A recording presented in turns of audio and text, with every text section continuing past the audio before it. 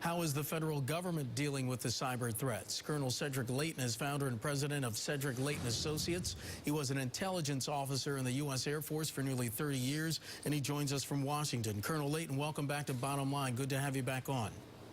It's my pleasure, Mark. Thanks for having me. Colonel, China's alleged high-tech spying, how serious is it, and what is the threat to the U.S. economy?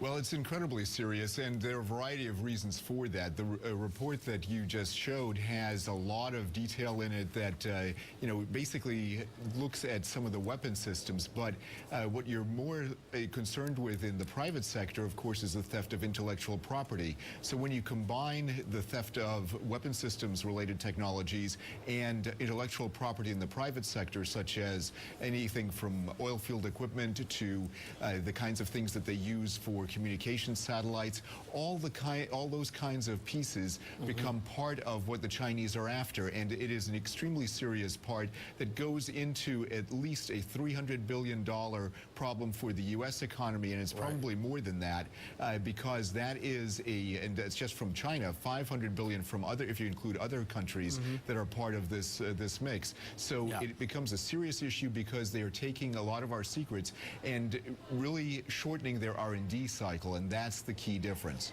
Colonel, as I mentioned a moment ago, China's government denies that it's engaged in spying against the U.S. When President Obama and China's President Xi Jinping hold a two-day summit in California beginning on Friday, will there be any attempt to confront the espionage charges head-on as opposed to tiptoeing around the issue?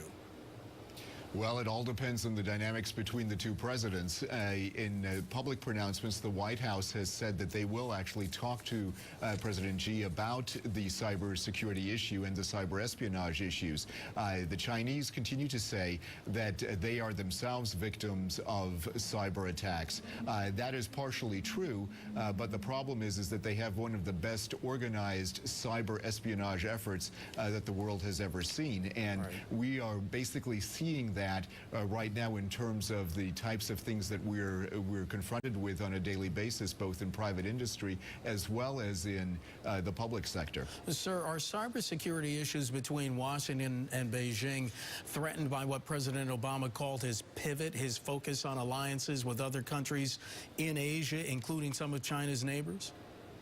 Well, I think that might be part of the problem because the Chinese feel threatened by the pivot. They see the pivot as a way to contain China. Basically, they view the U.S. as going back into a Cold War mentality, and that's from their point of view. So they see the pivot to Asia as being a direct response to China's efforts to modernize its armed forces, modernize its economy, and also spread its influence throughout Asia, particularly throughout Southeast Asia and throughout East Asia as well. I'm speaking with Colonel Cedric Leighton, founder and president of Cedric Leighton Associates.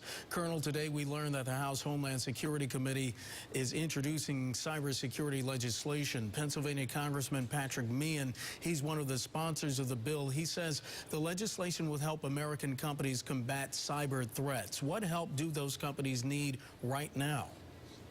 Well, one of the biggest things that they need is liability protection, Mark, and what that means is only legislation can provide companies with the kinds of protections that they need should they have to share information with the government in order to thwart a cyber attack. So, for example, let's say your company gets attacked by a hacker or by an organized group, such as the Chinese People's Liberation Army unit that was aired in a Mandiant report back in February. So Unit 61398 attacks you.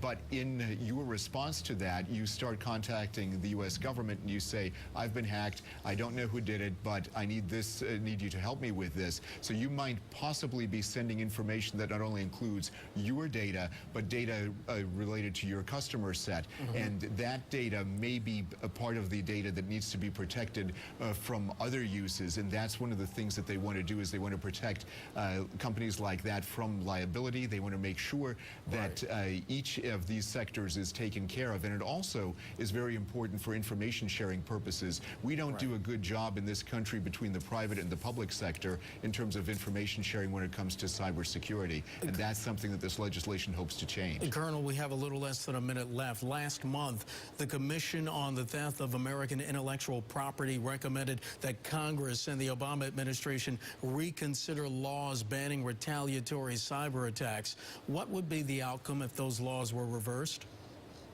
Well, if those laws were reversed, you might see an exacerbation of the Wild West mentality that we currently seem to be having in the cyber realm.